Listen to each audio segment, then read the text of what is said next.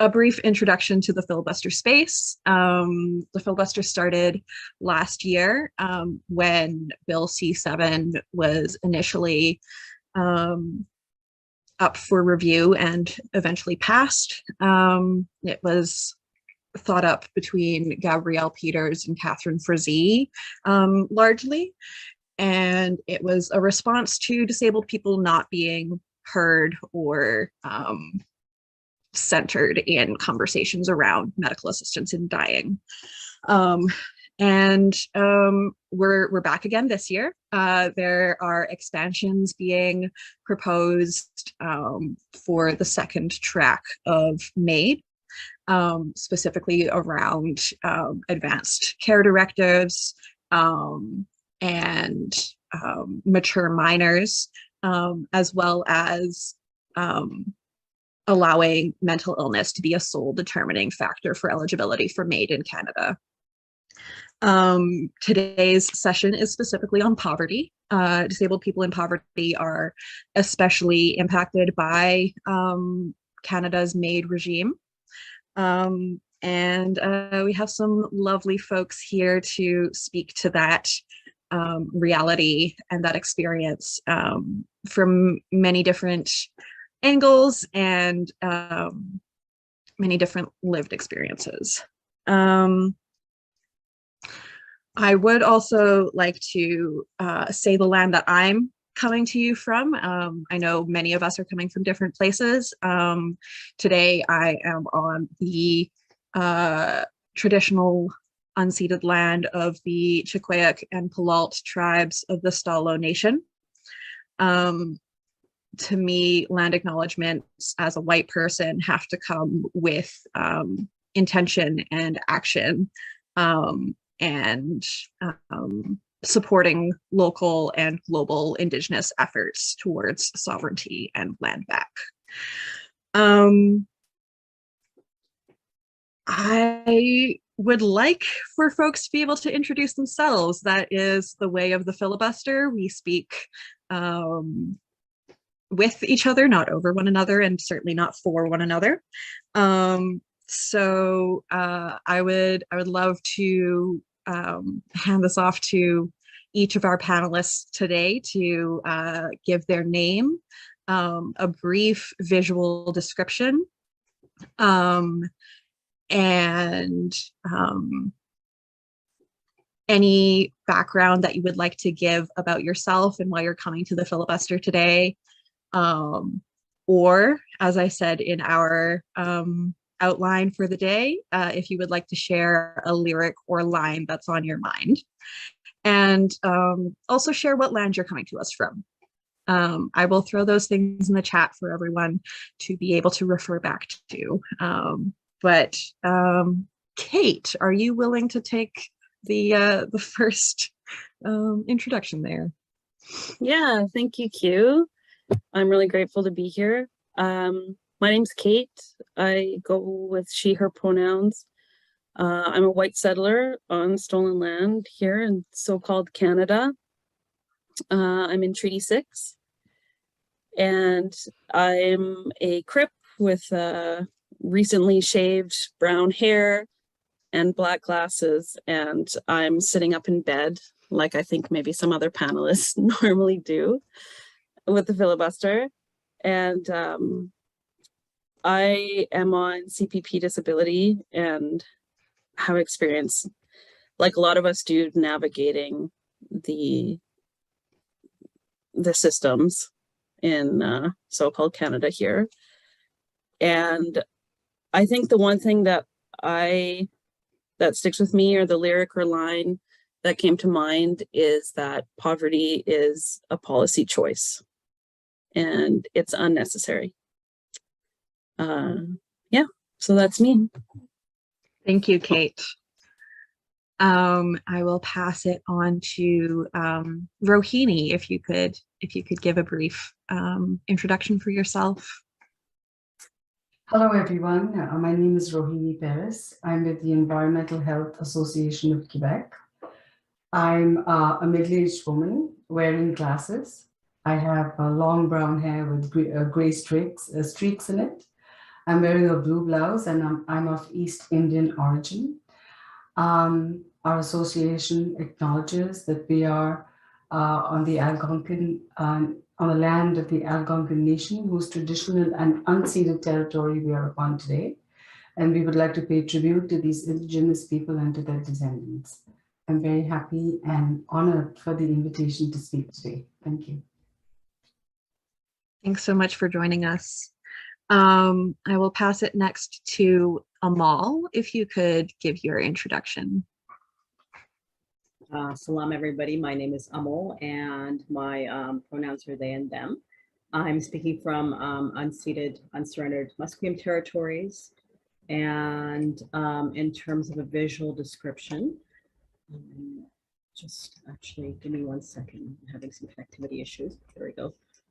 I am a brown-skinned, mixed-race non-binary femme person. I'm wearing glasses, have gray, blue, black hair, long hair. There's I'm on a gray couch with a elephant pillows behind me and a bookcase to the right, and above me is an art piece, which I think is a perfect line that I'll share. It says "and struggle together" in Urdu and in English, and it's from the Pakistani feminist movement from a conference in the 80s. Gorgeous, thank you. Tracy, if you could introduce yourself for everyone. So my name is Tracy. I am a light-skinned Black female presenting person. I'm wearing a long, wavy black and gray wig, large black framed glasses, and a black and white checked shirt. I'm sitting up in bed against a gray pillow. I am in the territory of Treaty 13, and I am poor and I am disabled, and I am going to talk probably a little bit about long COVID because that has been what I've been dealing with for the last 27 months, and I am not reflecting on any lines or lyrics today. Sorry to say. Absolutely no problem there. Thank you for sharing about yourself. I think our last person for introduction is Teddy. Hi, my name is Teddy. I use they, them pronouns. I am coming to you all from stolen and unceded land in Canada, though I am not going to specify just due to the nature of my work. I am a currently light-skinned non-binary femme. I should be more tan, but I've been staying inside a lot, and I'm wearing a kind of off-the-shoulder knit white shirt, and I am also coming to you from my bed office, and behind me is a floral sheet on the wall, and possibly you can see a teddy bear behind me as well. Your namesake. Oh yes. Oh yes, and then I am here because I'm poor, I'm disabled. I might also have some, I can talk to you all about my failed attempt to get onto CPPD, which definitely has to do with being poor. And yeah, I feel strongly about also speaking against MAiD. So yeah, glad to be here. Thank you. Thank you, Teddy, and everyone else as well. Yeah, I appreciate everyone who is in this fight, both on a, national, this is specific to Canada, but also recognizing that what happens in one place reflects and is reflected in many others. We see global trends of eugenics, and Canada is considered quite the leader in that terrible realm. I would like to pass things on to Rohini to kind of start us off. She has some important context and experience in specific fights against MAiD and case studies in particular. So Rohini, if you want to take it away here to begin us. Hello again. And like I said, I represent the Environmental Health Association of Quebec. Though we're based in Quebec, we work across Canada because we're about the only group left standing to address a disability. Our focus is to raise awareness about multiple chemical sensitivities, known as MCS, and to support people living with this disability. In Canada, 1,130,800 Canadians age 12 and older have a diagnosis of MCS. This data is from Statistics Canada 2020. MCS is caused due to sensitization to chemical pollutants. MCS is recognized by the Canadian Human Rights Commission as a disability with the legal right to accommodation. MCS is triggered by exposures to fragrances and to commonly used products such as personal care, cleaning, and laundry products, and deodorizers, as well as chemicals emitted from building materials and furnishings. Exposure to these chemicals results in symptoms which include brain fog, breathing difficulties, pain, fatigue, cardiac, urinary, musculoskeletal, and gastrointestinal effects. People with MCS also have higher incidence of comorbid chronic medical conditions compared to the general population. Over the past 20 years, Canada's population has increased by 24%, but the MCS population has increased by more than 100%. 72% are women and 49% are over the age of 55. This disability encompasses the full spectrum of all disabilities and touches all ages, genders, communities, and vulnerable populations. There is no known cure for this condition. Therefore, MCS must be properly managed, which primarily consists of avoiding exposures, especially at home and at work, by using least toxic products and promoting healthy spaces. This demands that with MCS, one must have access to money. In other words, it's a rich man's condition because it costs more to manage this disability. Let me explain. The basics of life are polluted: air, water, and food. Therefore, to breathe clean air, one must have an air purifier, which costs over $1,000. The filters, which have to be changed regularly, can be around $600 or more. An organic cotton face mask to keep the chemicals out of the breathing zone is expensive, and one must have a minimum of 2.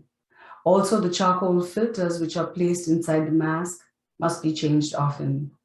Added costs may amount to no solutions or consulting experts on how to keep chemicals from infiltrating an apartment or a house, taking measures to seal the house with expensive materials. And at the end of all that trouble, one may have to move out after all, since exposures from neighbors are just too many and the symptoms get so bad and it's hard to find a doctor who knows this condition, or even to access healthcare due to poor air quality and due to the use of perfumes and the choice of products used in spaces. The cost of moving frequently can add up. Often people with MCS sink into debt they cannot afford to have just to survive. Sometimes people with MCS have apartments, but they live in their cars or in a tent. They move often, couch surf. And this happens in our country, refugees in a first world country. Water, which is polluted and must be purified with whole house and individual sink filters, are not cheap. And internal filters that are used inside these appliances have to be changed regularly.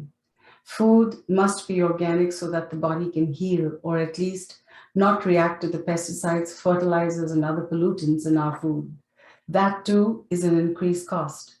When one is at the lower end of the income scale, it's a choice between paying rent and buying food. It is not uncommon that food kitchens are visited. The person is therefore chronically ill because they cannot eat these toxic food.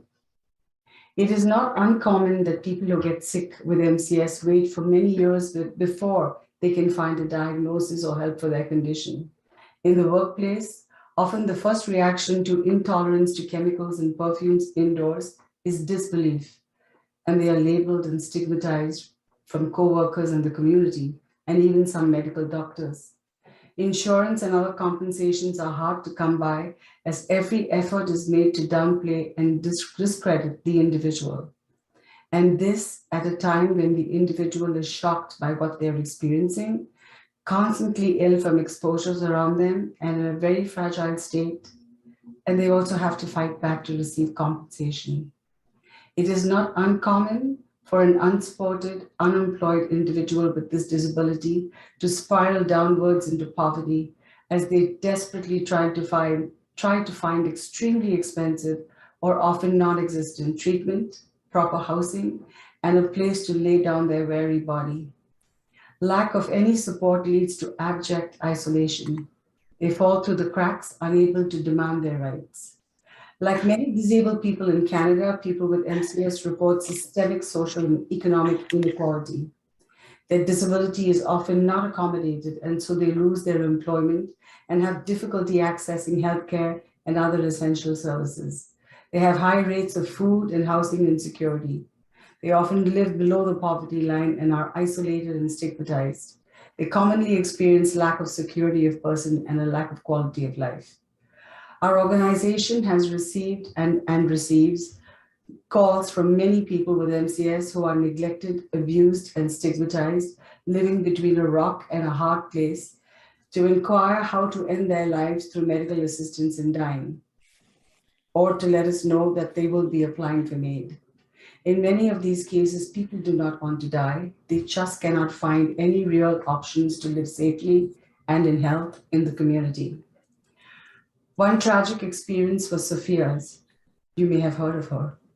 Sophia, a lovely person, 51 years old, lived with MCS. She could not work. She could not afford her own home, and she lived in low-income, multi-unit residential building where she had less personal control of the indoor air quality. Sophia had tried unsuccessfully to obtain healthy housing, which is considered the most significant medical need for her disability. Her home was often contaminated with cigarette and marijuana smoke and chemicals from the products used in neighboring apartments. So she lived in just one room in her apartment, which she called her dungeon. And she tried to seal that room off from chemical exposures. She was constantly ill. She had lost many teeth and was about to lose more because she could not access dental care without experiencing more chemical exposures.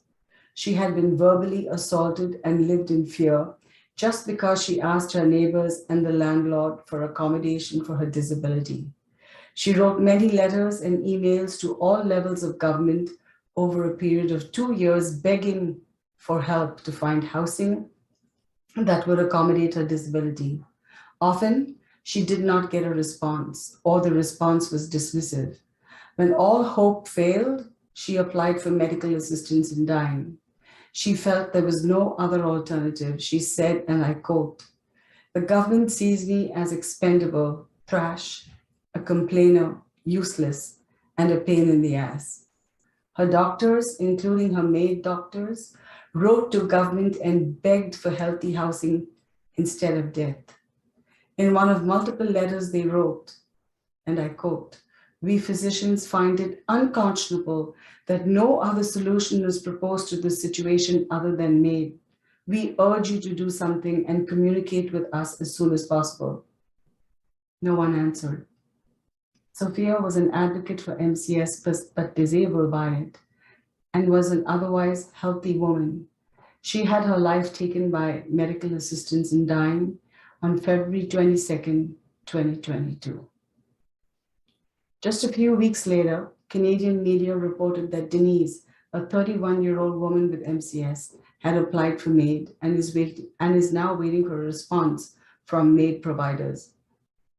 Denise, who also has multiple health conditions such as CCI and AAI, was clear that she had applied for medical assistance to die essentially because of abject poverty. She's living on government social assistance benefits and could not afford basic necessities.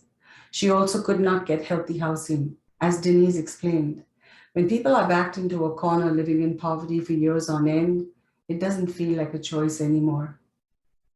Canada has health and social support systems that are meant to protect, help, and provide service to society. But many disabled people fall through the cracks. Canada's support systems clearly fail to protect and help Sophia. These are not the only people who have applied for medical assistance to die because they are living in terrible conditions and don't have any way out. This is affecting people with all kinds of disabilities. All of the above is worsened due to poverty, as the things needed to manage the disability of MCS are more expensive. Close to 50% of people with MCS are unemployed. 61.5% of people with MCS who are not working live under the poverty line. The severity and loss experienced by this disability depends on the product and lifestyle choices that others around them make. People with MCS will tell you that unless they get meaningful help, there is nowhere to run, nowhere to hide. And they often say, there is no place for me on this planet. Instead of putting in place healthy housing and adequate income supports, Canada has created a law that allows disabled people to die because they are suffering due to inequality and barriers contributing to inaccessibility. Thank you. Thank you so much, Rohini, for an incredible background and the way that that relates to systemic poverty and inequality. It's really essential. And as you said, like you speak specifically to MCS, and that is definitely a group of people that are particularly marginalized by our modern world. And these issues span disabilities, and it is very much an ableist reality for many people. So yeah, thank you very much for that insight. At this point, the idea is to move into a bit of a group discussion. Again, noting that the filibuster is a casual space, and this in particular is a space for disabled people in poverty. I would really love if people have initial thoughts that you want to share specifically on that systemic removal from society that disabled people face, people with MCS and people with many disabilities. Yeah, I'd really love to hear some thoughts from folks on that, experiences and analysis. I don't want to specifically throw this to anyone in particular, but very much inviting anyone to step into this space to speak to that at this time.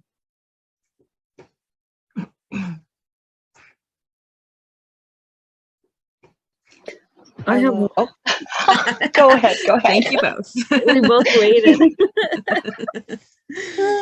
I was just one little comment that I kept thinking of was how her accessibility needs were very realistic.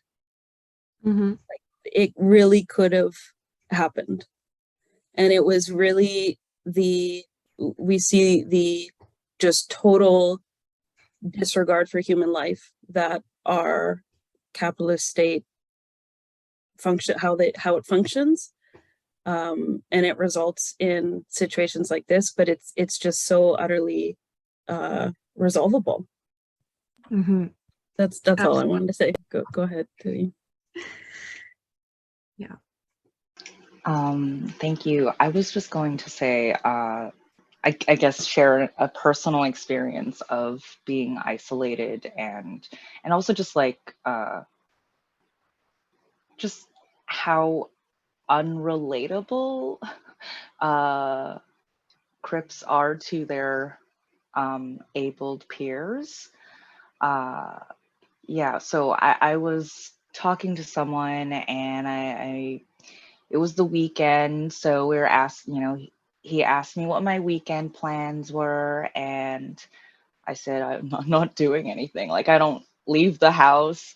I I don't have chemical sensitivities that I know, like, not to the extent that certainly that Sophia had them, but I am really sensitive to, like, lights and sounds and stuff like that. So bars are just not an option for me. And I'm 30 now, so that's not really something that I really care about. But when I was in my 20s, that was a huge social barrier, right? Like, everyone wants to go out and meet up at a bar, and I can't do that because I can't hear you. I can't even think right now. Like, but anyway, so I had this conversation recently, and I'm my answer is, oh, I can't, or I'm not doing anything. And the other answer, or the rest of the answer of that, is I'm too poor to go out.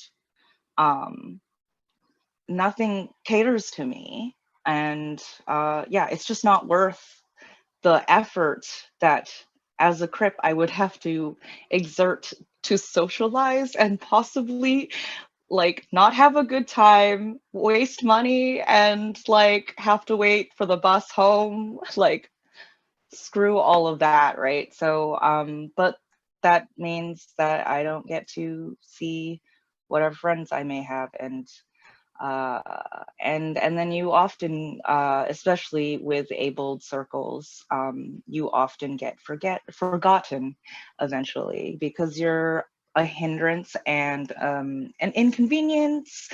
Especially if you're crazy, you're just like, you're always that one who is making the party not as fun.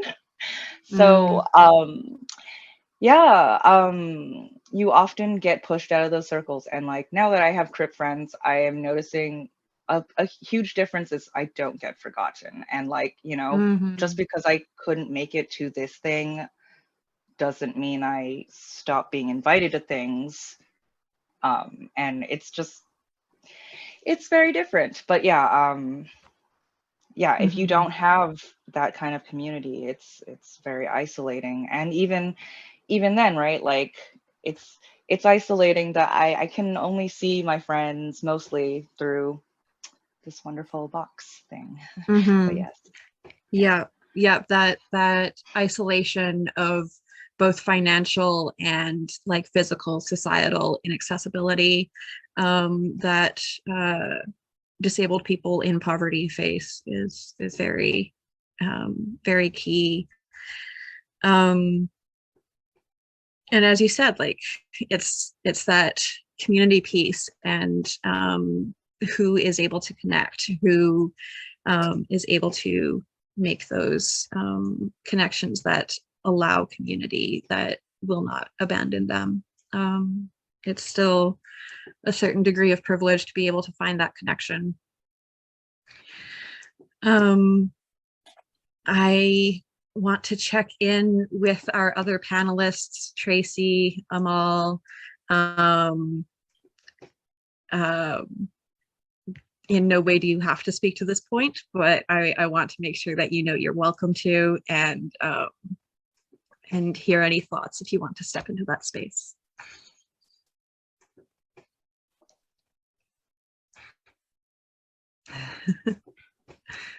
Nope, not at the moment. That's totally. I would just like to add, it's Rohini. Yes, Rohini. I'm Rohini. Sorry about that. I'd just like to add to what Kate said, that this was entirely preventable. We had a project. Somebody donated 25 acres of land to us in 2012. I know, 2012, and we're in 2022. And we got a promise from the government to build 40 units in writing. And they have stalled our project. We actually stopped it in 2015. And Sophia had her name as a tenant on that project. And if that project was up, she would have been here today. And we're back working on it again. But it's a shame that we had to lose a life to stop the project up again. beyond words that, Mhm. that they could do that. And I would also tell people that if you really want to make a difference to this, and especially because living in poverty, it's so hard to pay for all these cleaning products and the other products that we use. We have a website called ecolivingguide.ca. I'm going to drop it in the chat and you can share it. It's got least toxic product choices, and it's also got do-it-yourself stuff. Mhm. Don't have to spend a lot of money to clean your place and to keep yourself beautiful. It really doesn't cost a lot. And we have all these tips there for you. And we're always open. If you have a question, drop us a line. We'd be happy to tell you what you can do. Thank you for that. Community resources are very valuable in CRIP survival and especially poverty survival. As you said, DIY, where it's accessible, is also essential in some cases. So I have an excerpt from a Marta Russell essay. Marta Russell is or was an American disabled woman. And she wrote, or her writing is collected in a book titled Capitalism and Disability.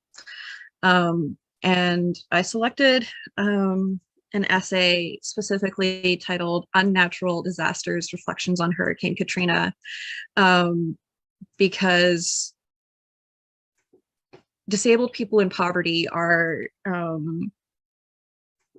deeply impacted by climate change and natural disasters, and the lack of support that that is provided for our needs in those cases.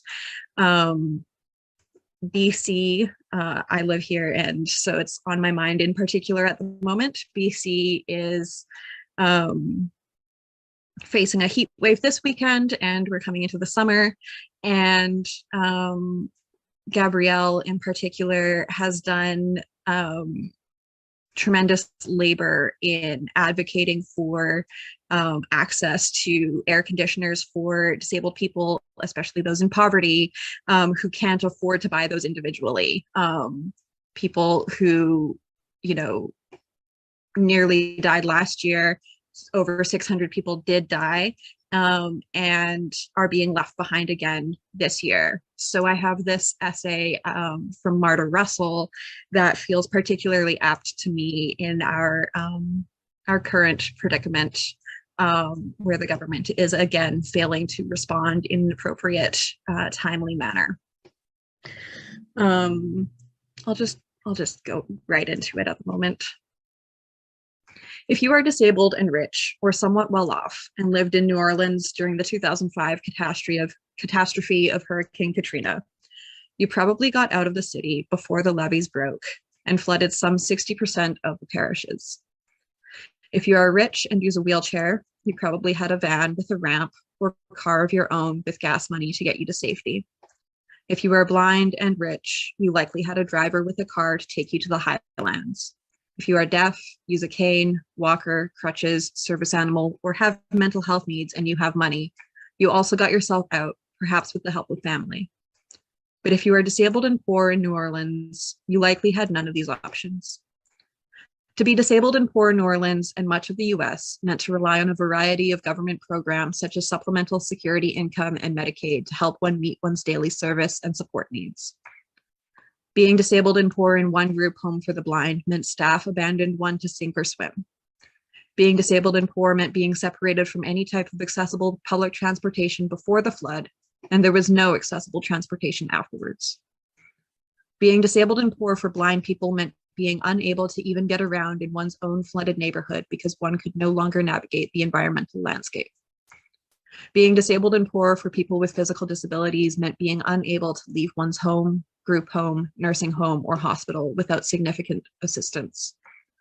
Being disabled and poor meant to have lost or become separated from the drugs one relies on daily for diabetes, high blood pressure, and other chronic conditions, and have little means to access pharmacies when it became apparent the cavalry was permanently absent. Being disabled and poor for those driven by floodwaters from institutions, group homes, or nursing homes meant being housed in less than satisfactory conditions with considerably less than the necessary range of services and supports needed for an unknown stretch of time. Being disabled and poor meant that one stood a good chance of dying from the insufferable heat. At least 154 patients died this way, suggesting that vulnerable people plummeted to the bottom of priority lists if they were on lists at all.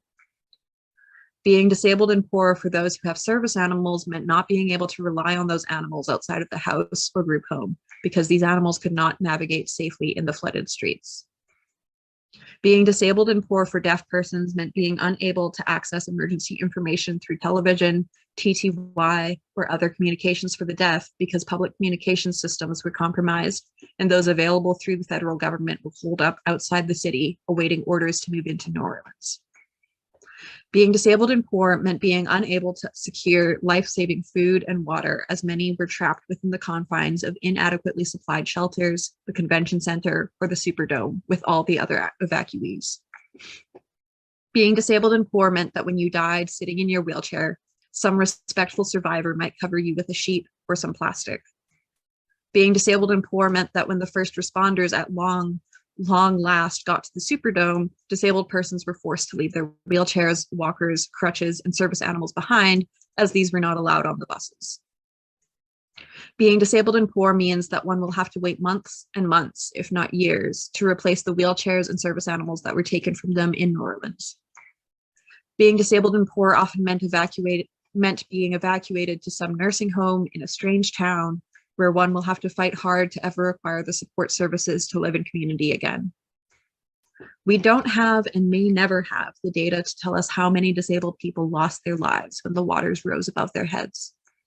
We do know that disabled people were disproportionately affected. I'm sure the government does not want the public to know how many disabled persons drowned, their bodies bloated, floating in the toxic sewer that was once a street, or dehydrated or starved in this preventable catastrophe and its aftermath. But the tremendous loss of life and ongoing devastation was not at root caused by Hurricane Katrina. It was caused by a corrupt government run by people who saw more profit for themselves and their friends in diverting taxpayer dollars to multi-billion-dollar corporate contracts in a senseless and lawless war, and doling tax cuts out to the richest people in this nation, rather than in buttressing the faulty levee system protecting New Orleans from Lake Pontchartrain. When Bush said, "I don't think anybody anticipated the breach of the levees," he lied. The Corps of Engineers, the Federal Emergency Management Agency, and other scientific experts alerted the nation it needed to devote resources and taxpayer dollars to fix this accident waiting to happen. The Times-Picayune, the daily newspaper of New Orleans, published numerous articles during the last 2 years citing the danger caused by the loss of hurricane protection funds in the war in Iraq. The Bush administration slashed funds for flood control operations in New Orleans. Bush's war left the Corps of Engineers only 20% of the needed funding to protect New Orleans. Bush played golf and turned away as hundreds of people, including disabled persons, drowned and starved. What happened to disabled people in New Orleans is nothing less than criminally negligent homicide.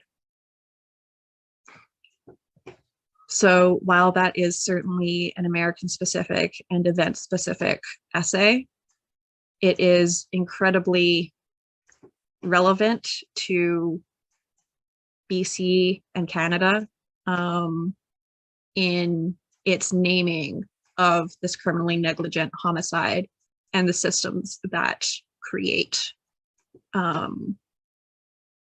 these events that are entirely, as Russell says, preventable. Marta Russell always gets me angry. She always gets me angry about the systems that we are fighting. And I would love to hear if there's some of that anger coming up for you, or if there are parts that you're reflecting on that are, you see echoed in Canada's handling of events. and priorities. Thinking of MAiD as a cost-saving measure, for example. Yeah, I would love to hear some response to that, if anyone has it. Again, I am not in favor of singling people out particularly, but I would love to hear from folks who haven't spoken yet, if you have thoughts or analysis. But anyone step into that space with me. I am, we think about, obviously when, there's a disaster, whether it be a natural disaster or fire, obviously, disabled people are typically left behind, left out, left to fend for themselves, left to die.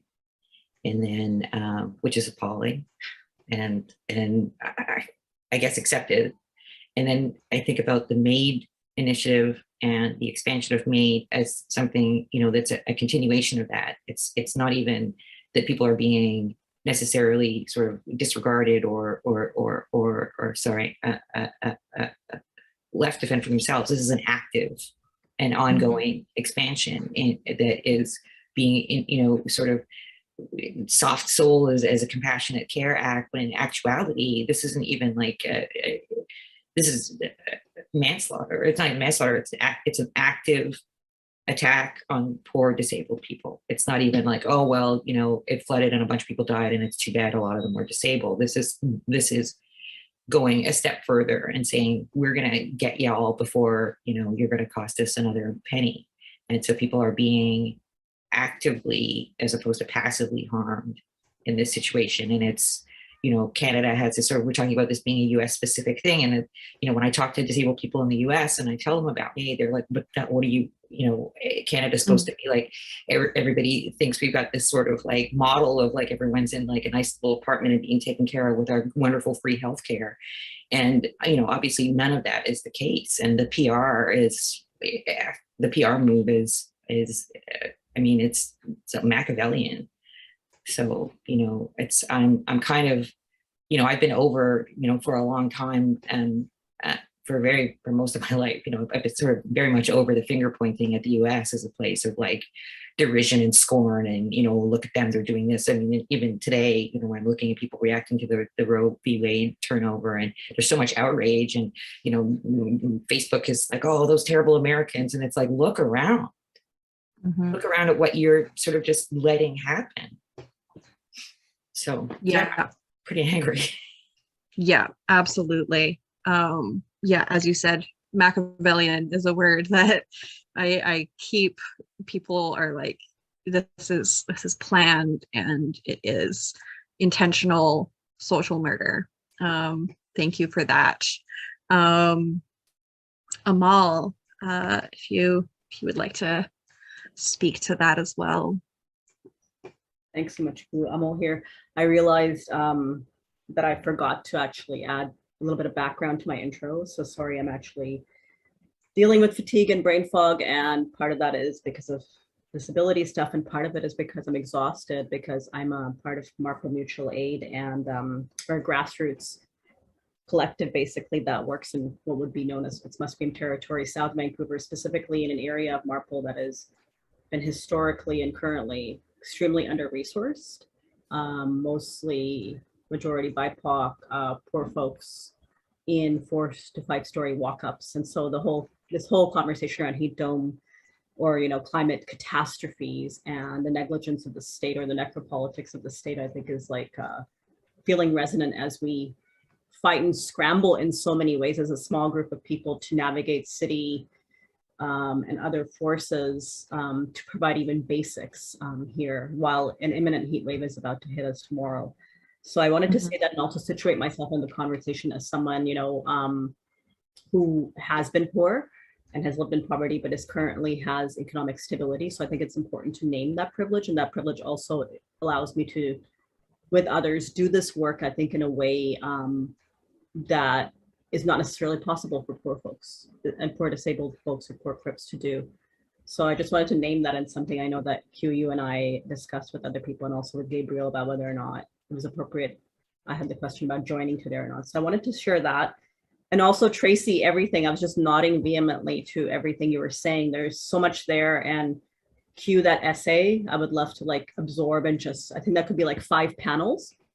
But the piece on that, there's so many pieces to it. You know, when I was hearing it, I was also thinking then adding, when we add the layers of then to be poor, to be disabled in these kind of climate catastrophe, which we, as we've said, these are not accidents, right? We know this is like a deliberate part of the necropolitics that people have been talking about, and underpinned by white supremacy and everything else as well, is that adding to those layers. And what was that like, as we know, for people who, right, are Black, right, surviving through things like Hurricane Katrina or flooding, or Indigenous people, other racialized people, undocumented people. And I would love to like, kind of like, I'm just like wanting to, I think, bring that forward, because I think when we're talking about that, and you know, when that essay talked about like, what does it mean to be able to access, right, supports in that setting? And so what does it mean to then also navigate things like policing, and to be policed and criminalized when you're seeking support, as we know with wellness checks and things like that. That's something we navigate here a lot in terms of even people accessing, I think, different kinds of support, and always having to have that layer, I think is really crucial to talk about that. That every time you try to seek anything, you're targeted in a multiplicity of ways by the state. And I think what stood out for me was the piece also around war, right? So I think that's important to talk about, a conversation that some of us have been having about what does it mean to be at the intersections of like disability, white supremacy, the war on terror, imperialism, and how these impact not just like people over there, which nobody wants to really, I think, often talk about, but like right here, right? So maybe our motherlands, but also in this case, not just in the US, but in Canada, in terms of the ways in which the carceral state and the military and wars are, the funds are funneled there, right? And how that also then coming back leaves people with no access. So I think that's a piece that's really striking me in this conversation we're having.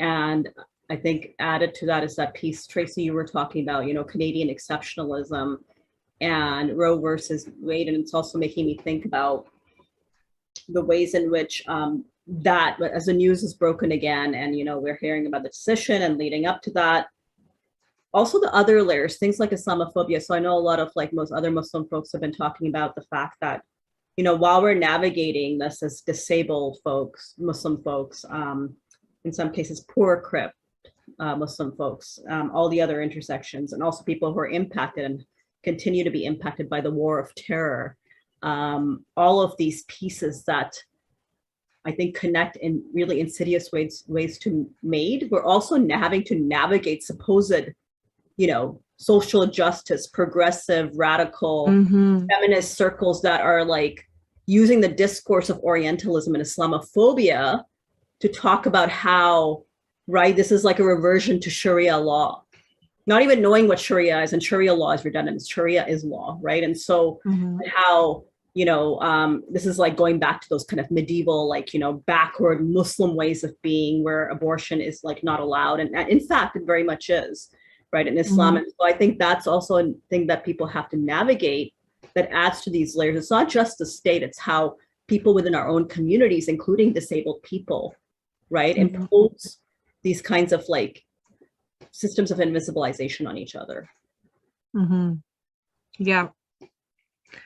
Yeah, it's as you said, like that, the liberalization of the ideas of autonomy and the way that we have to fight within our own communities that we would think or hope would have our backs, and instead we're having to argue back against that. I got an awesome suggestion from Gabrielle in my messages just now, connecting this to disabled marriage inequality. And I would love to invite Kate. I know you have some thoughts on this about how the inequality that disabled people face in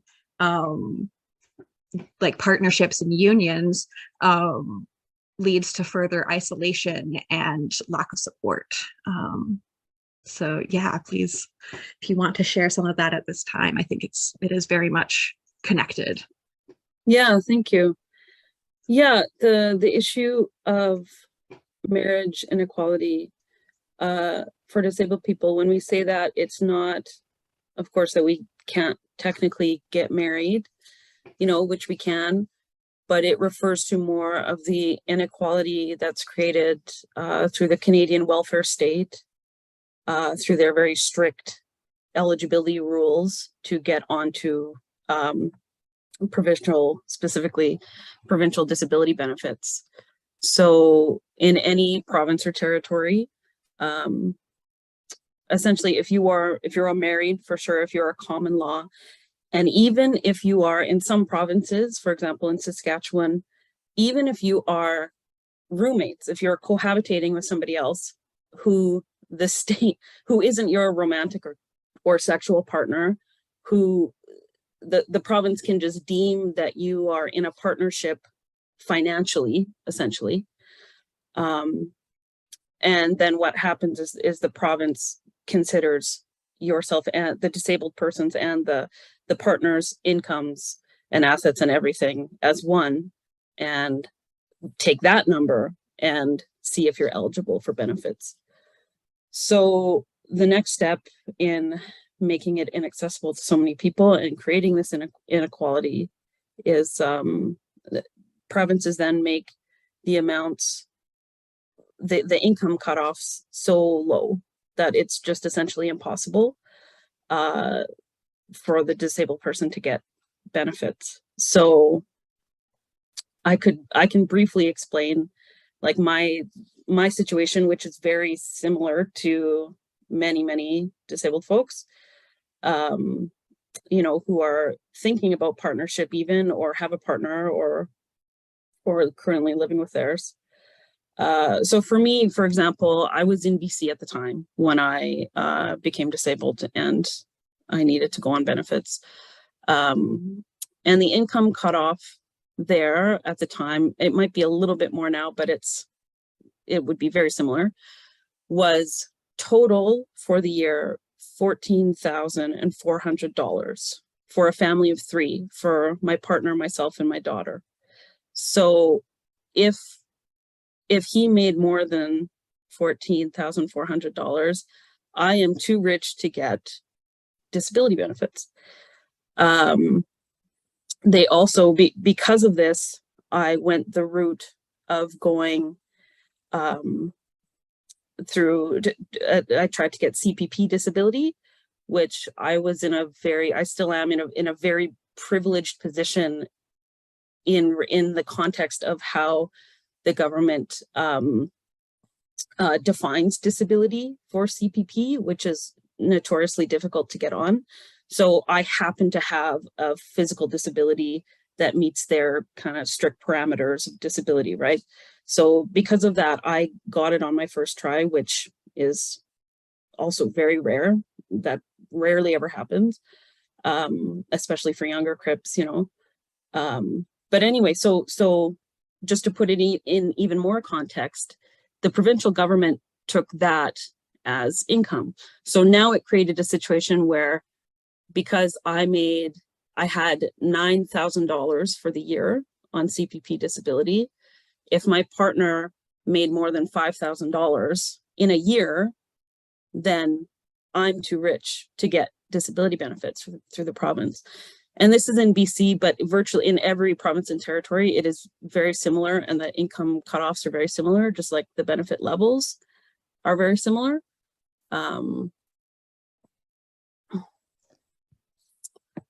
So there are many issues with that. CPP is meant to be used with provincial benefits, and they want you to go on both, whatever it is. That the provincial benefits include, different medical insurance and pharmacare coverage, those things. But it's just one example. What I'm getting at is it's just one example of the complicated systems that they create. The systems that are built with many cracks specifically for us to fall through. Whether or not people get benefits or they don't get enough or whatever it is, I mean, nobody gets enough, but the system is set up for us to fail. Like it is extremely inaccessible. It costs so much money to actually get on benefits as well. You need to have no income for a year. I became deeply entrenched in, I mean, I already was, but it created a much more entrenched poverty just going through that process, which happens to so many people, right? So the state knows that it's difficult. It creates there's so many ways that it's inaccessible, essentially, to get on benefits in the first place. And then once you're on benefits, it is legislated poverty, as we say. And it's important to, when we speak of marriage inequality, it's important to also make the point that it actually doesn't matter how much your partner makes, you know what I mean? Like even if your partner can support you both or your family, even then, the way that it is set up now, the precedent is set that the disabled person is a burden, that we are not valued enough, we're not taken seriously enough to have access to our own money, to handle our own money. And the one big important issue that comes from marriage inequality is that it makes it very easy it's an easy setup for domestic violence situations and abusive situations when one partner is forced to rely financially on the other. So even with the benefit, I mean, we can go on and on about benefit amounts and how low it is, and the income cutoffs for partners and how low that is, but still at the end of the day, would still be inequality to have your finances tied to your spouse in any way. And this also, so not only does it create that potential for abuse, but also creates just socially, again, for the disabled person, it's very difficult. Like, what do you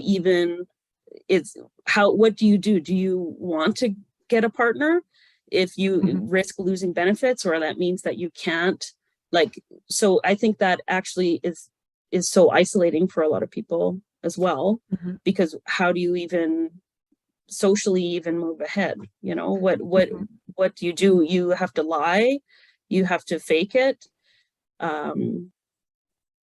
It doesn't leave many options for Crips, and no matter what, basically marriage equality wouldn't exist as long as the spousal income is tied to the disabled persons. Yeah, very much so. And thank you for that breakdown and that analysis of the conditions that it can create. I'm also thinking of the way that it further entrenches surveillance, and the ways that can be deeply dangerous for people who are engaged in criminalized income, or people who have to be worried about their citizenship status, or things like that.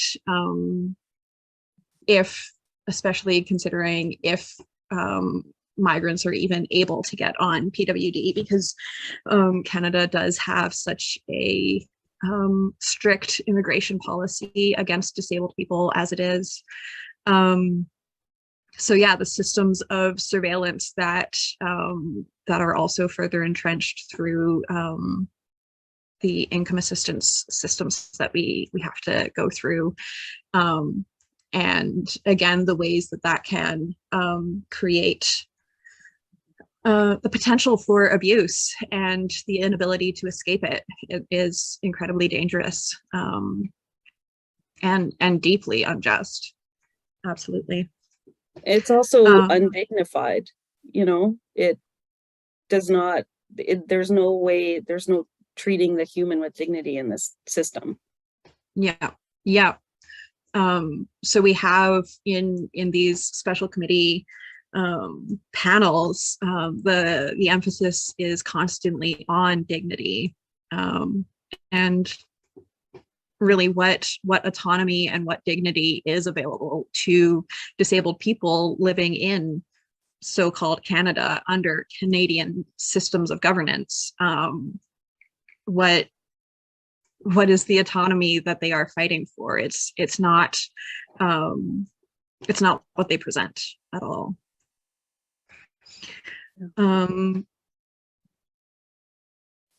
Whew, that was very important discussion there. I do also want to open up the floor again if anyone wants to speak to marriage inequality as Kate has. I know that it's an experience that others share, or partnership inequality as well. Yeah, the space is here. And if not, then we will just keep trucking along. I have something from someone on Twitter that I quite enjoy following. Shared this with Gabrielle and like the Disability Filibuster to share on their behalf, speaking to how poverty can exacerbate and even create disability and disabling environments. So I'm going to read that, and following that, I would love to open up the floor, Tracy, for you to speak to your experiences if you want. I know that that's something we discussed, and if you're up for that, then I would love to hear from you specifically then. So this is written in first person, just as a heads up. My name is Oriana, and I am on PWD assistance in British Columbia. In 2009, I went into a major psychotic episode for which I was hospitalized for 2 months and then moved into an adult group home for a year. After many years of being stable, I now believe what caused such a horrifying episode was living in poverty, specifically food poverty and the process of knowing I was going to be evicted and my benefits not being enough to cover rent anywhere else. My typical diet for several years was sometimes not eating all day and only having a few cups of tea, sometimes eating in one day 1 cup of yogurt or 1 baked potato. I think this puts a large amount of stress on one's mind and body when done over years. Having nowhere to turn for shelter is obviously going to always make a mentally ill person more mentally ill. Disability benefits should be enough as to not put a person through all this agony. It didn't even save the government any money, as I imagine the hospital bill was quite high. They don't want to pay my proper rent, but will pay for a 2-month stay in a hospital.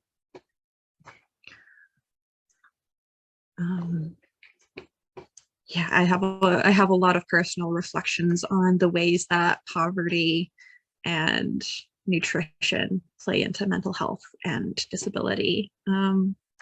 But as I said, Tracy, if you are up for sharing your experiences at this time. I'm a little bit, I mean, yeah, poverty is disabling.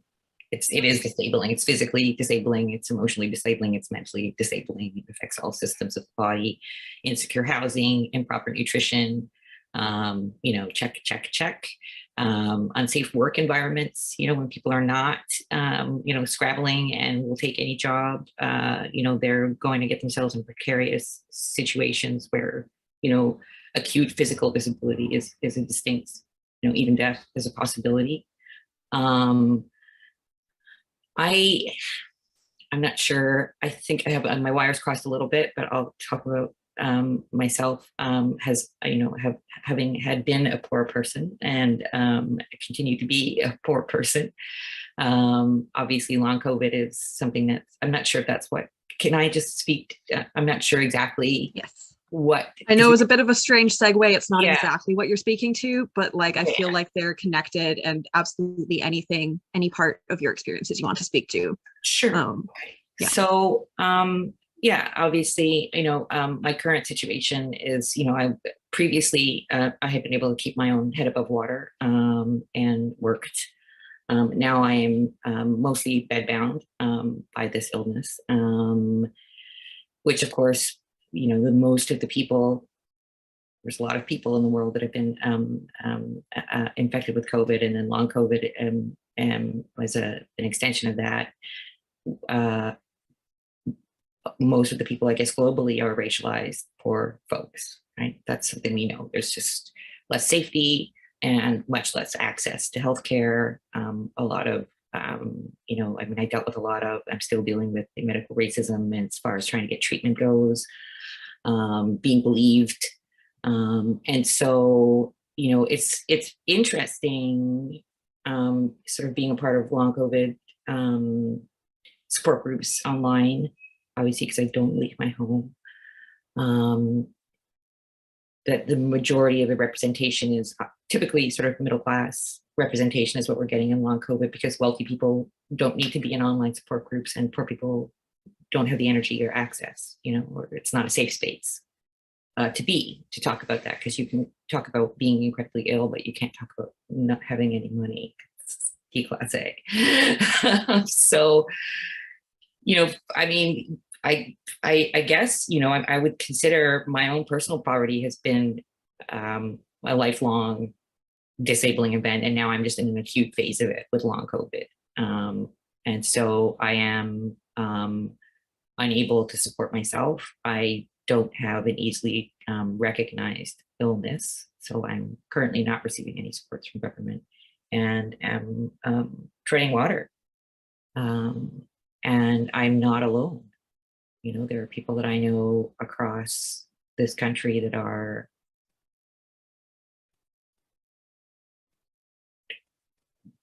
not going to make it out of this, and I might be one of them. I'm looking at my options and seeing into the future, being, physically unable to work and cognitively unable to work. Like, I have this couple of hours and then I will, I'm sitting up. This is the big activity of the day. I have no idea how I'm going to function moving forward. And so, speaking specifically to MAiD, that's something that I've talked to my doctor about. I've talked to a couple of doctors about. In fact, yesterday I spent 20 minutes talking to a doctor about the expansion, and they were horrified. And I'm like, this is your job. You're supposed to know this is what's happening. And I ended up sending them like a lot of papers that had been written, and they were taken aback, where they had previously been like, yeah, it's great, it's good, this is a compassionate care thing. And they were shocked to discover that it's actually not that at all. That if, compassionate care has been on the table since 2016, I guess, for end of life care, and that this is something completely different. Yeah, I'm sorry, I'm kind of rambling. I'm a little bit lost. I'm overheated. It's slightly foggy. So I might have lost my point somewhere in there. I have a lot of worry about the people that aren't connected. Like, I feel very fortunate to have stumbled across sort of disability Twitter and being like, oh good, thank goodness. But I know that there's a great number of people, especially in racialized communities, that are not going to make themselves known because it's dangerous. Again, we're talking about, marriage equality, and people who are like migrant workers, people who are in insecure job situations, people who papers might not be in order, are not going to put their face or name on the internet and say, look, I am disabled and I am suffering. It's going to stay in community, and people are going to sort of do what they can with what they've got, which is typically very little. Yeah, I think you definitely made several very good and salient points in there, and I really appreciate that that from you, especially as you said, like, this can be dangerous for people, to both personally and systemically. It can be very risky to put names and faces. So yeah. Sorry, I am also, I said this in our meeting yesterday, but I was like, I'm almost every time I host, there will be a point where I say I brain fog. And here we are. I'm having a brain fart in my own cognitive fog here. But Teddy, you have your hand raised, and maybe you'll save me a moment. Is yeah, I was I can like talk on many of the points that have come up, and I guess actually maybe because it hasn't really come up, I'll or like specifically this experience, I'll talk about this. So I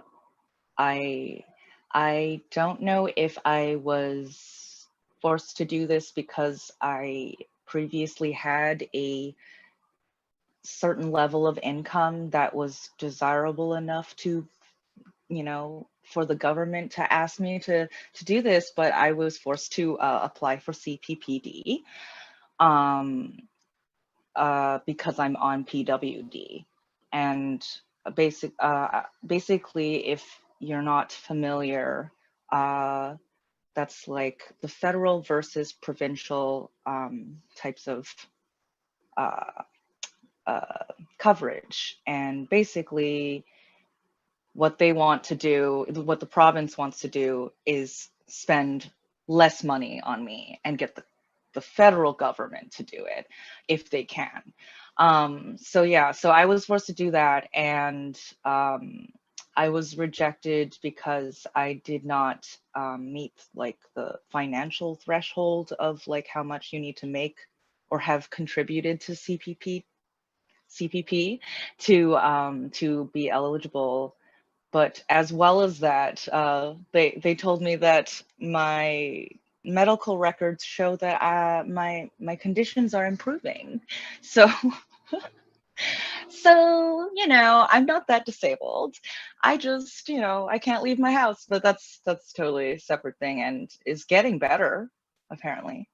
But yeah, so it was just really frustrating because, you know, it's a long process. It's a lot of filling out a lot of crap about yourself and you know, showing your worst self. It's the opposite of what you're doing on for a resume. It's like, look at how terrible my life is, which is really, you know, degrading and obviously can be, I mean, living the experience is bad enough, and then you have to talk about it and sell it up to someone and hope that your story is sad enough that they give a shit, but like they don't, they just don't. And yeah, so that process, oh, first of all, sorry, or not first of all, but on that note,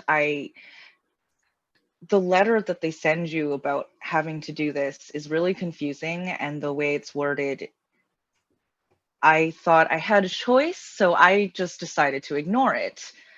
What ended up happening is they sent me a letter saying, if you don't do this by this date, you don't get provincial coverage anymore, and we will be holding your check. Which is really scary for someone who doesn't have a job. And like, you know, I'm lucky enough that the province decided I'm disabled, but it's still not enough. And if they're going to take that away, I don't know what I'm going to do. And so I had to rush to get that going. And yeah, only to have them be like, no. And yeah, go fuck yourself. Yes. Oh, yes, absolutely. Yeah. What comes to mind again is the emphasis in these conversations from people who are pro-MAiD and pro second track, being dignity and autonomy. And that is, again, not a reality. That is not what's reflected in disabled people's lives, and especially disabled people in poverty's lives. Yeah. There is no dignity in having to write out your worst days in order to qualify for sub-poverty line income assistance. Yeah, totally. And being put through the fear of having even that much or that little income removed. Yeah, Kate. Thanks. It just made me think of how the government chooses when your disability matters. Like you said, Teddy, you have to prove how horrible your life is to get on disability benefits and that entire undignified process. But then when it comes to MAiD, they're like, oh, you know, they take one little thing. It's like, oh, you have incontinence. Oh yeah, okay, you're eligible. You know, like they choose. It's a very double standard situation of them defining disability when it comes to benefits versus defining disability when it comes to MAiD eligibility. Yes, thank you for naming that, because that is very true and very transparent once you see it. So yeah, essential point in, to me, the point is very much that these systems are not operating on logic, they are operating on ideology. And the ideology is that disabled people and poor people and racialized people's lives and the ways that they all intersect are not worth the social support that they should exist. I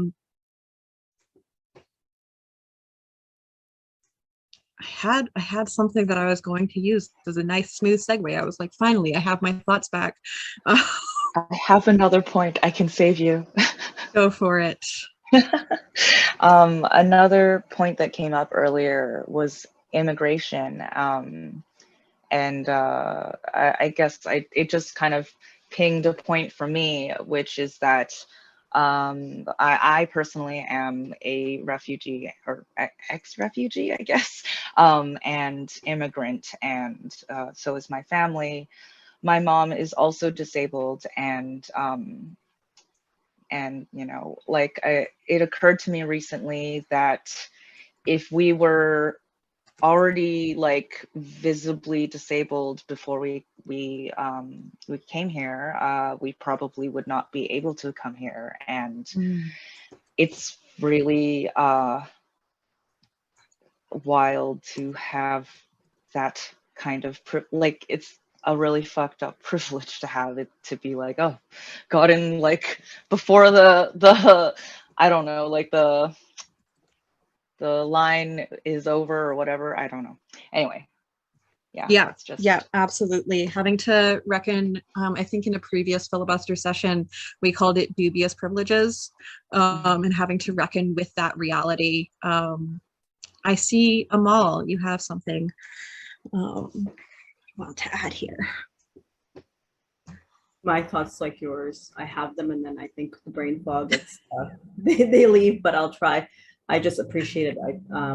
Teddy, thank you for making that point and for sharing your experience in terms of your family and migration.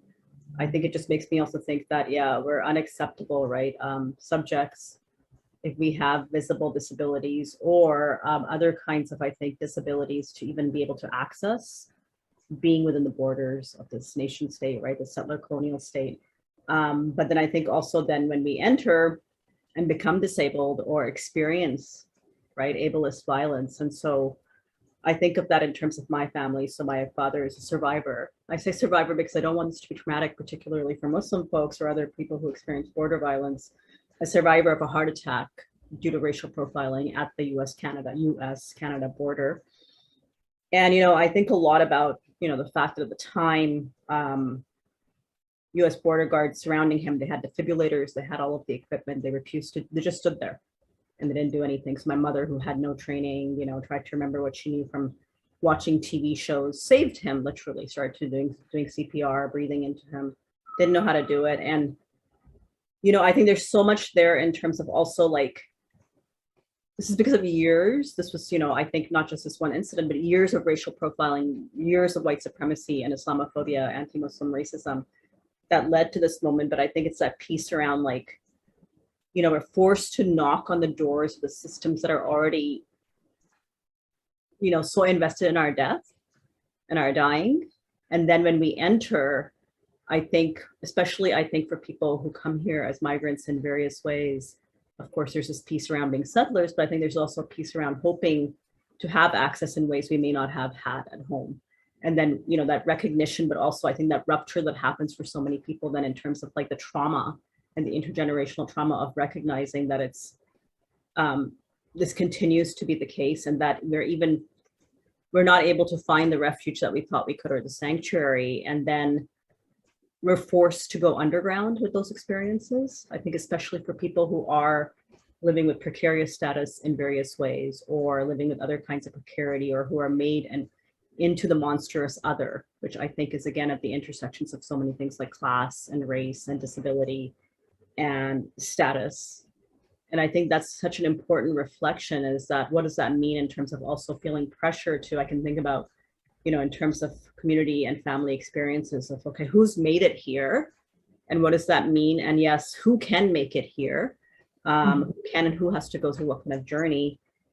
And then, you know, having to really be part of that system of refusal, the state, because others are asking you in your community back home, or your family, people who are disabled, people who have various things going on, who also are trying to seek sanctuary and some support, and not being able to provide that, right? And having that burden on you and trying to navigate that while trying to survive. So I think I'm so glad this is coming up, because I think it's something that when I've been hearing conversations around necropolitics, I don't think we talk about that as much as we can. So Teddy, once again, is expressing appreciation. Yes, absolutely. Yeah, there's so much richness in that back and forth between those experiences, and as you're both saying, who can make it here and who is going underground with these experiences and can't be as visible in these fights, and therefore whose experiences and voices are we threatening to erase in these conversations is very, very essential.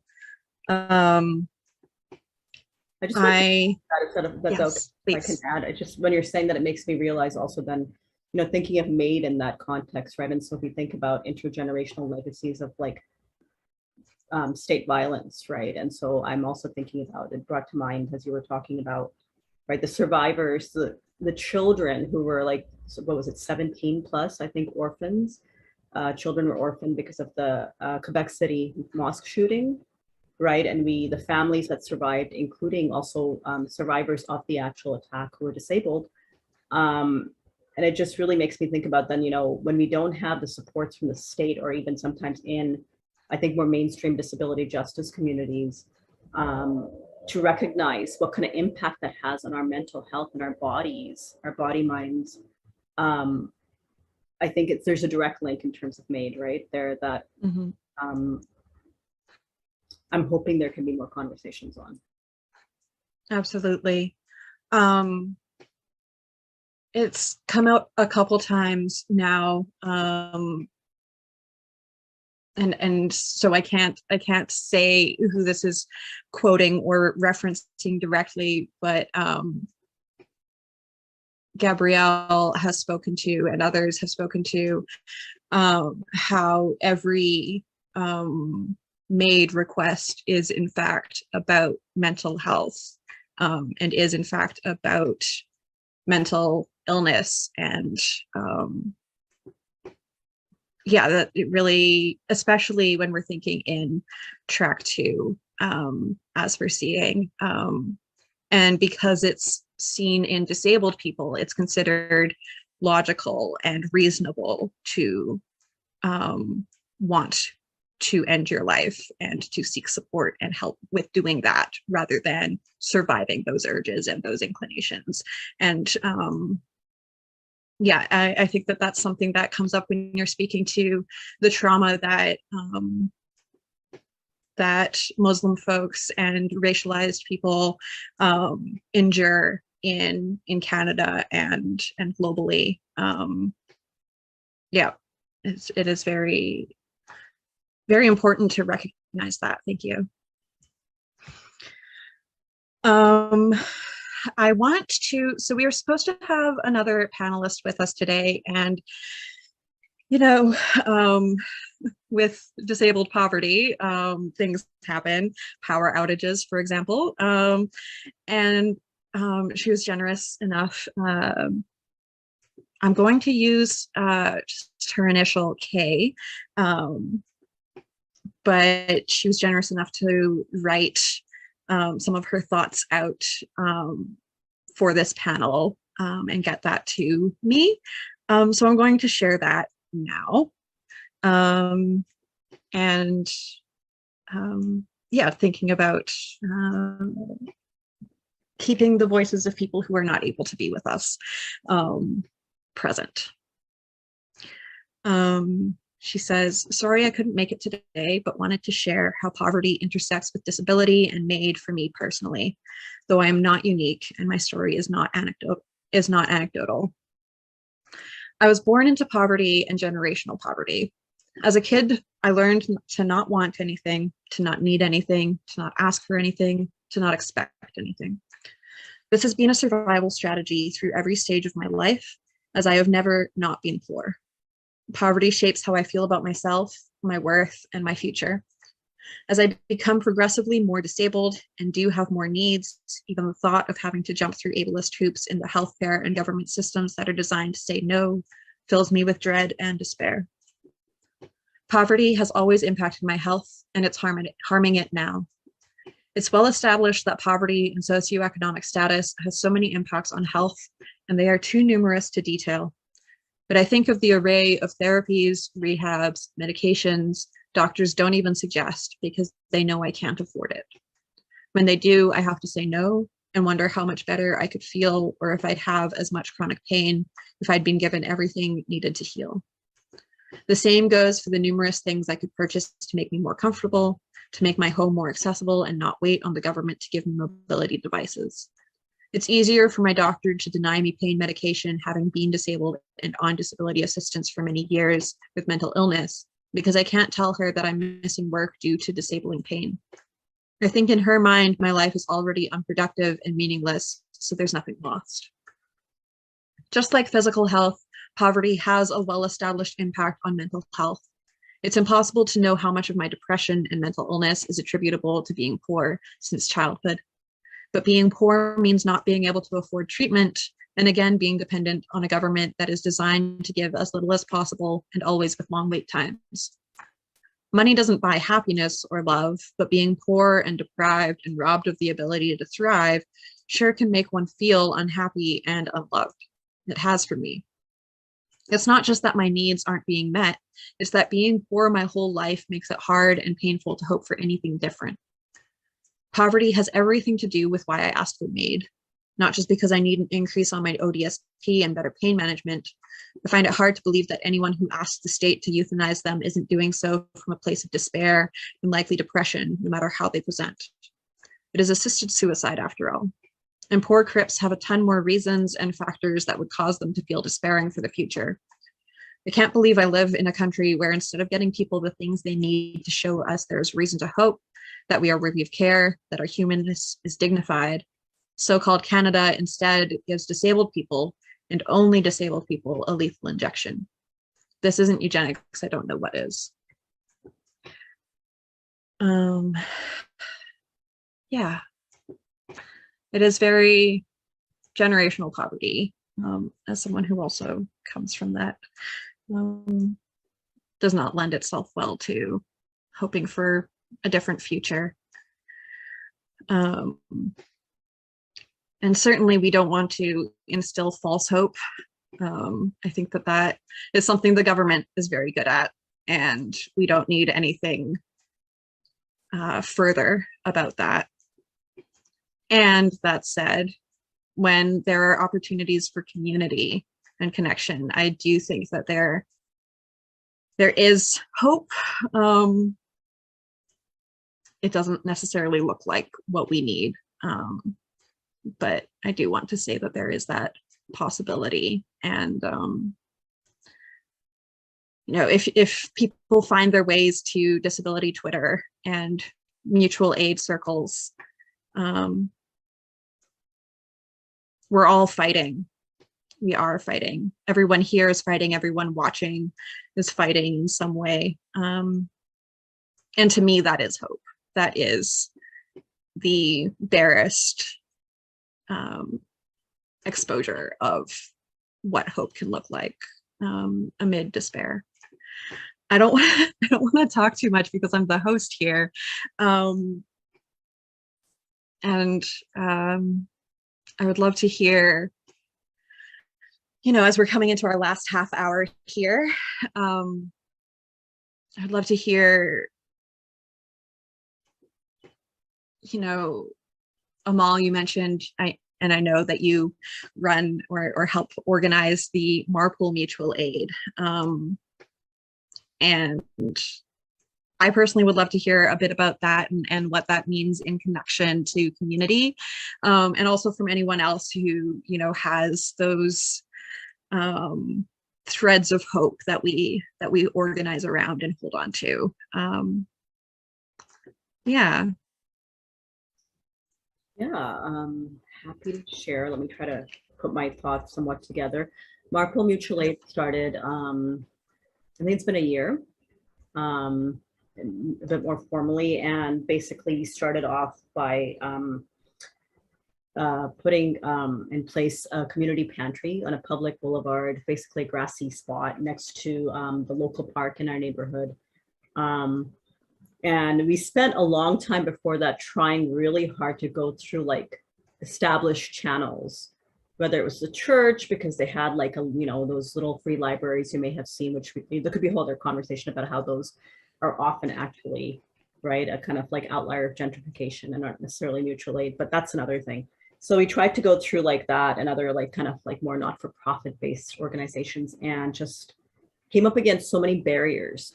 And one of the biggest barriers, I think, you know, having lived in this community for a long time and coming to it first as a very poor person, struggling, especially in youth, and not having the resources like this, was that it's become very clear that when we started digging further, so there's a lot of gatekeepers who are obviously not from this directly impacted community, who are holding like contact information, holding all the means, even the food bank right here. I think it's important to kind of talk about the ways in which it's co-run by community policing and what a problem that is. And so we were like, we really need to do something different because the need has always been there, but it's obviously growing. So we started a pantry. We didn't look for permits. You know, some of the things that came up from the charity and not-for-profit sector were about like, oh, liability, permits, etc. We dug a hole literally. We were like, it's public boulevard, rich people do this shit all the time and have gardens outside their mansions. So we're like, we're just gonna do it. And we created this, like we got a bathroom cupboard on Facebook Marketplace, painted it with outdoor paint and just put it up with some signs, community sourced a bunch of like translations on the basic information in multiple languages that we know are spoken here. And that was all through friends and aunties and cousins and that sort of thing. So we have this like no policing, no shaming, radical trust, you know, pantry that has like non-perishable foods, period supplies, diapers, harm reduction supplies, all of those things. And I think what's key there is that people can come and go whenever they want. And we try really hard to have culturally relevant foods, especially for BIPOC folks, because that's such an issue also in terms of access with food banks. And the other piece around access with that was, you know, I literally live across the street from the church where the food bank is hosted, and the lineups, especially I think at the height of the pandemic, were like, I think like 7, 8 blocks, hundreds of people disabled folks, elders, standing in the sun in the winter, while people are driving by. And I think there's this piece around how people are also on display, right, and become a spectacle for other people. And so I think there's a piece around self-determination. So without taking up too much time, because I want to give space to other folks who actually have lived experiences right now of poverty, is that just we also have been doing a lot of work to directly support unhoused neighbors, some folks in encampments, living in the area, doing direct meal trains, supporting folks who can't come to the pantry. And a big part of it has been heat dome support. You know, we scrambled and fought and did a citywide campaign to literally just get a misting station. And I think the challenge was that these were things that were readily available and provided in wealthy neighborhoods, or even the wealthier parts of Marpole, which we're not in. And we had to fight really hard, or we're being redirected, and the inaccessibility of it, about oh, people can go somewhere really far and get support and access. So we're fighting now around cooling centers and basics. I think what's challenging is that we know, as Gabriel has done such incredible work on this, around really emphasizing how ableist it is to assume that people can leave their homes, right? And dealing with heat domes. And we are, as I mentioned, in an area where it's all rental buildings and there's no elevators, it's all walk-ups, right? And so a lot of people that even come to the pantry come on behalf of their racialized elder neighbors or other people who can't leave to get things for them. And so while we're fighting to get these kind of small pieces, it's very difficult to get support to actually, tangibly, I think, address the fact that people need air conditioning, they need fans, as Gabriel has pointed out, they need these things in their actual, right, in their homes, because they can't leave. So that's kind of just a little bit about the work that we do. And I would say that one of the challenges definitely has been around getting people to understand that this is solidarity, not charity. Yeah. And that it's not apolitical, right? So we talk about why we need to defund the police. We talk about white supremacy. We talk about all those things. So I think that's a good summary. Absolutely. I will leave it at that. Thank you. Yes. Gabrielle made a good invitation to me that segues really beautifully from your last piece there about how often community members are going to food banks on behalf of other people because it's not accessible for various reasons. And Rohini, if you are able to and would like to, do you have thoughts on how food banks and those kinds of social services and supports are inaccessible or not viable for people with MCS in particular, as an invisibilized disability? Like I said, this condition needs clean air, clean food, and clean water.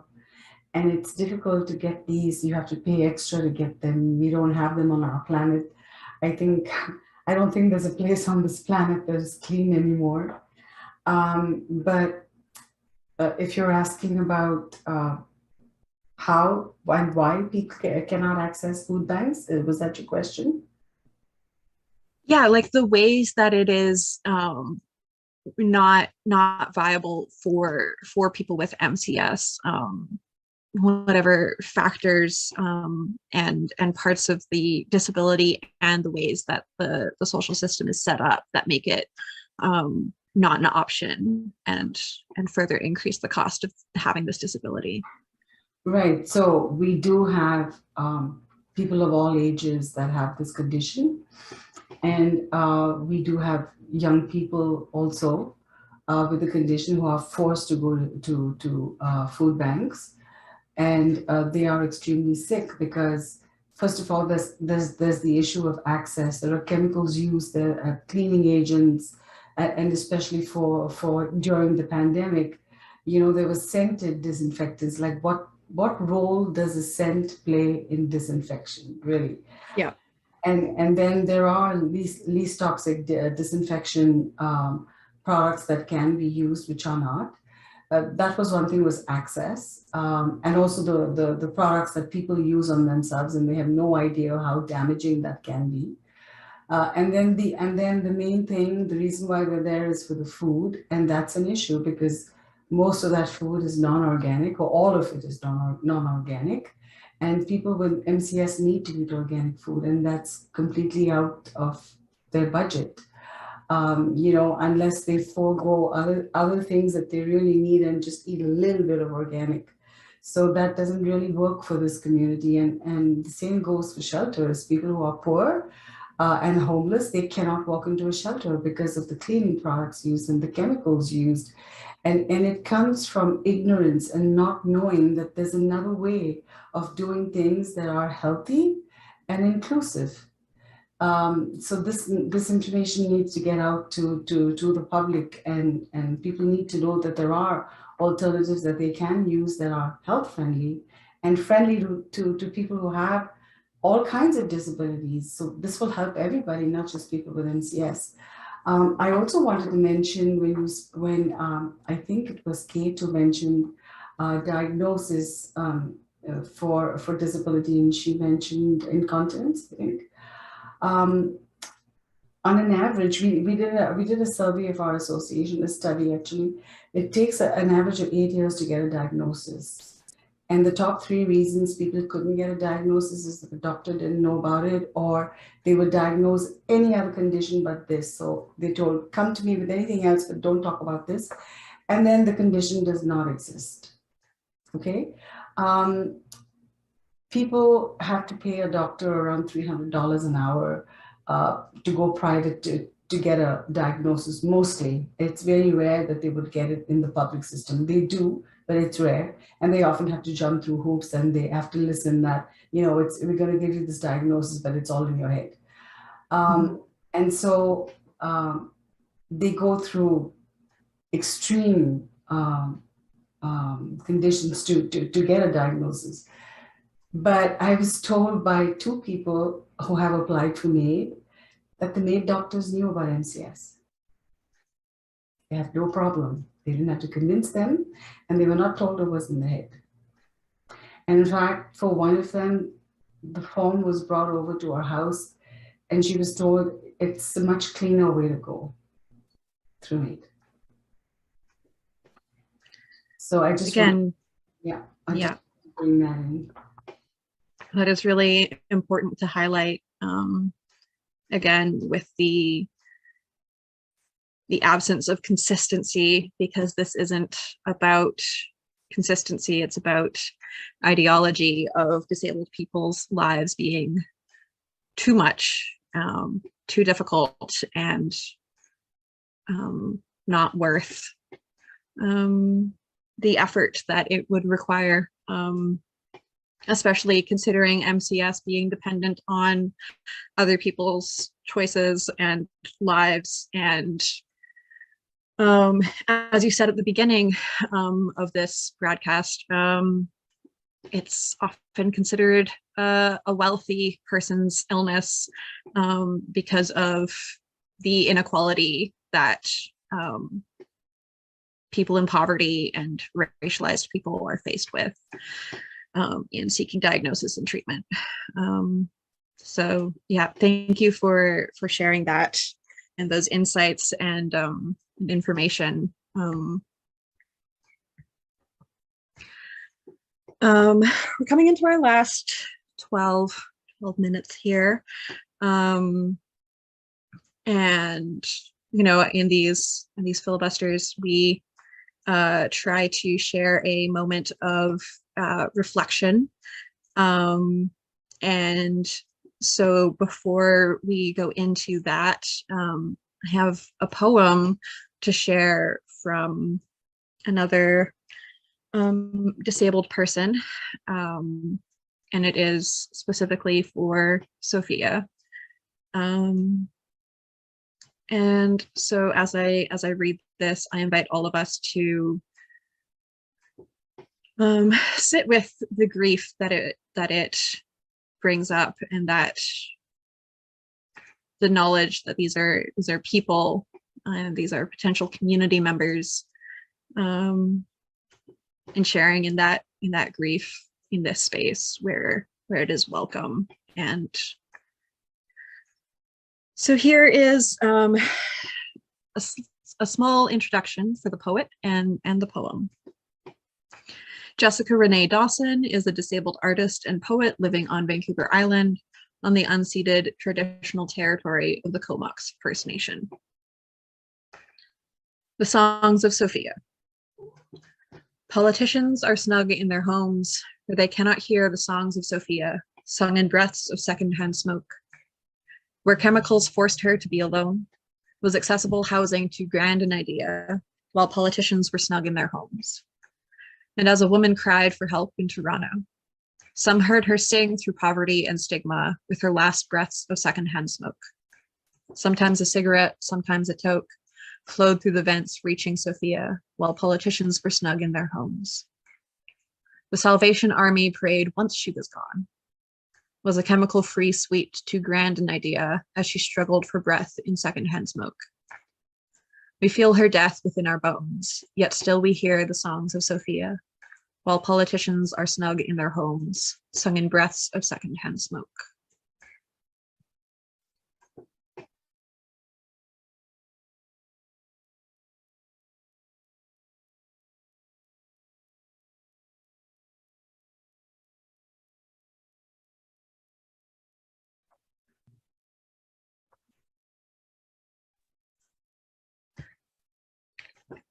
To me, these conversations and these moments of reflection are important because it's part of knowing and remembering that it's not an abstract fight. There are real people on this panel, people who are unable to engage in community, people who are in various stages of grief and despair, who are affected by these policies and these decisions made without us. Rohini, was there something that you wanted to speak to? I want to give space for you if you would like to. Yeah, thank you for that. Thank you for that. On Sophia,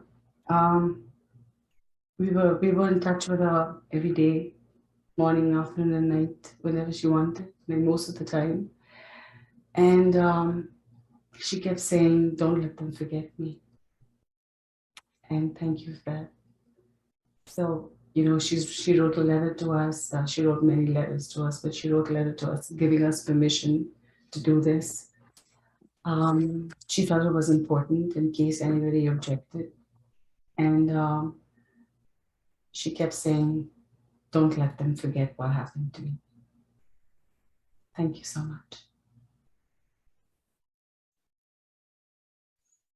Thank you.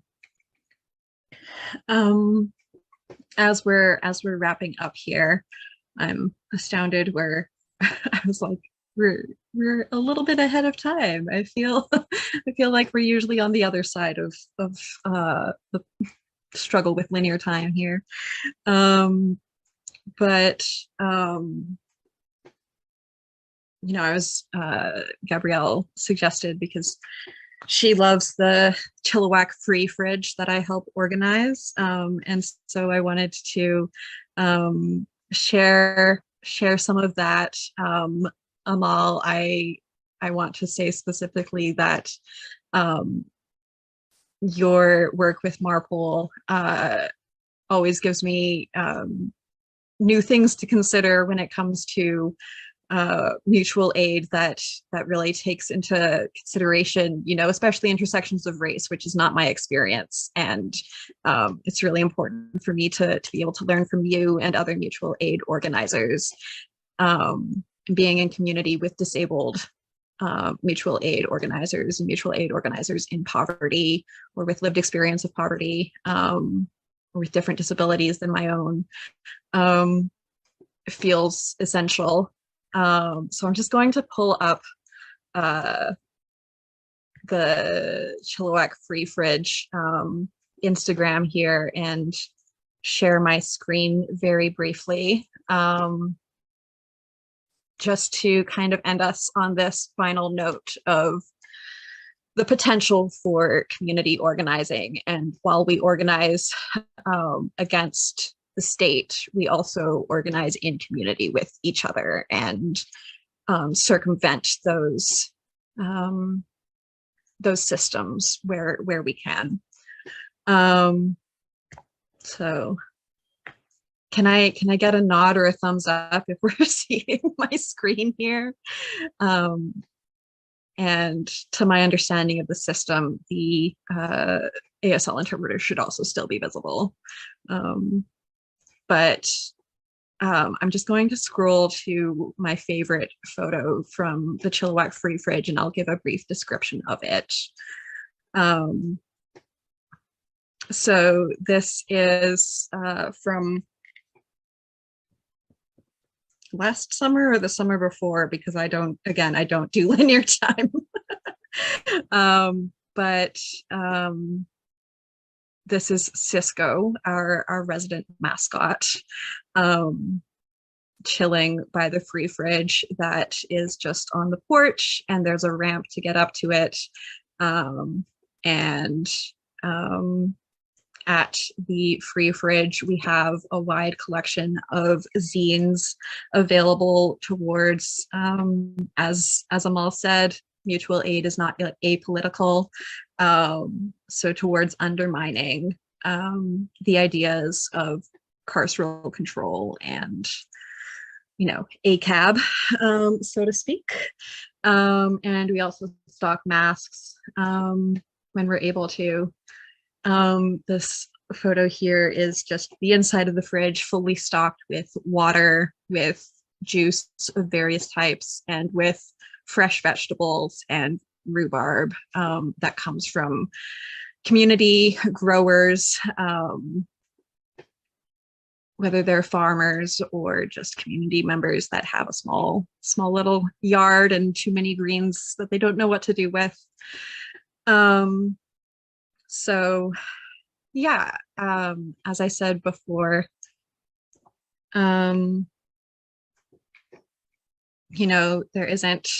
we don't want to instill false hope, but there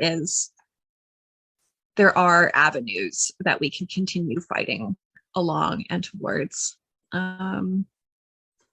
even amidst poverty and systemic neglect and violence. That's me trying to be hopeful. And I'm going to wrap this up here. Thanks to everyone who tuned in, and thanks so much to Matt and to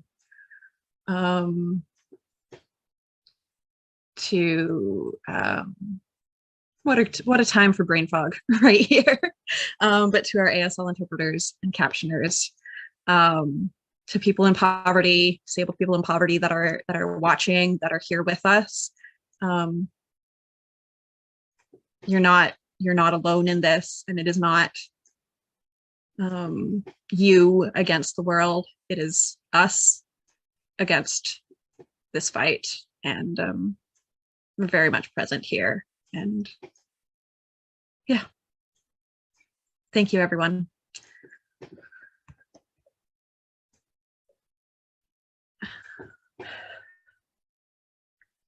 Matt, do you know how to turn off